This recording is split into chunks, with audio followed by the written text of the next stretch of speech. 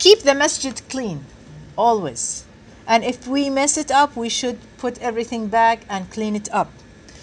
Taking off the shoes when entering the masjid. Although it is not an obligatory to come in the masjid with shoes. But because we have carpets, and unfortunately we live in a place where they have dogs outside and they pee on the ground and they do this and that. So it's better to keep it clean, and it's unclean, of course. So take the shoes off, right? And also, but let's say that we are outside in a picnic, and it is time for salah. You can have your shoes on. You can keep your shoes on, But you have to make sure that it is dry. Okay. Now, if it is wet and it is just from rain, it's okay. But let's say that you have in a place, and you are standing in a place where they bring dogs and other animals, and there is some waste and things like that. Just make sure that for example, rub it with the grass or something to make sure that it is clean or something like that. So keeping the shoes on outside the masjid, you can do that. So the Prophet ﷺ said, if a man prayed while taking his shoes off, let him not harm anyone with it, let him put the shoes between his feet or pray while they are on. Okay?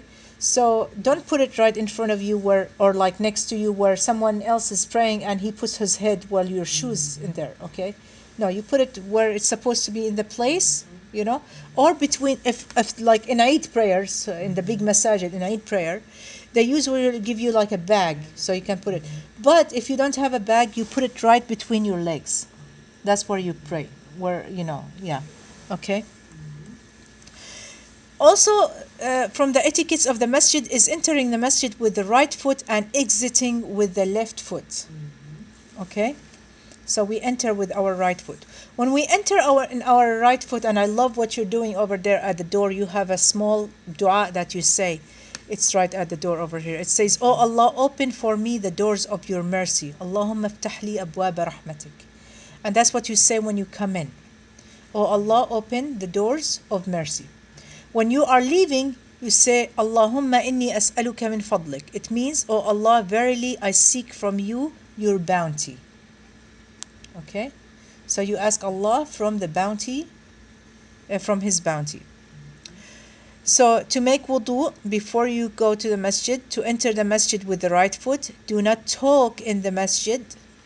Do not talk in the masjid. Actually, you go up north, those sisters are in the house all the time. And when they come to the masjid, that's the only time they have to socialize. I never realized that before until I asked them, why you all talk so much? Yeah. And she said, we're in the house all the time. We don't have the time. Right. Well, that's okay if it is not the time of the prayer. But if it's time for the prayer and you heard the adhan and people start praying, it's not respectful for the other people who are praying to keep talking. I mean, I'm sure there are also, when you said north, they have bigger masajids, so they have other rooms outside the musalla where they pray. So they can stand outside and talk. You see what I'm saying? Do not walk in front of those performing salah. Okay? So what do you do? Let's say that they don't know that you're praying. Now, if they don't know and they just walked by, or children, it's okay. But, if they do it intentionally, then this is bad. So what you need to do is, if someone coming in front of you and they don't know that you're praying, first of all, it's your fault. It would be your fault because you did not put any kind of separation. So you put a chair or your bag, some kind of a small anything that it just shows that this is the place where you're praying. So you put something right in front of you.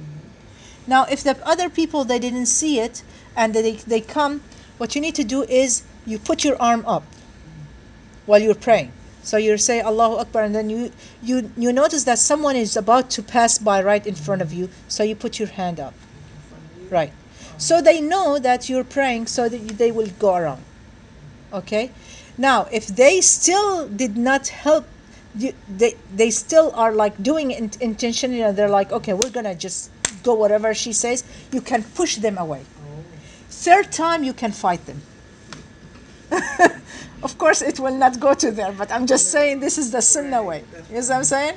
Because this is a time of your praying. That's disrespectful for the. This is your place. This is your time, okay, and so on. And they should respect you, and the same way also for you should be respecting the others, okay. And they have the right to fight you in the third time, okay. So do not also dirty or leave dirt lying around in the masjid. To leave the masjid with the left foot, and make sure your cell phone is switched off before entering the masjid, or put it on silent, okay, or vibration, right? And it is so annoying when we have salah and then you got this music on just going off while people are praying. It's just not appropriate, right? It's not appropriate.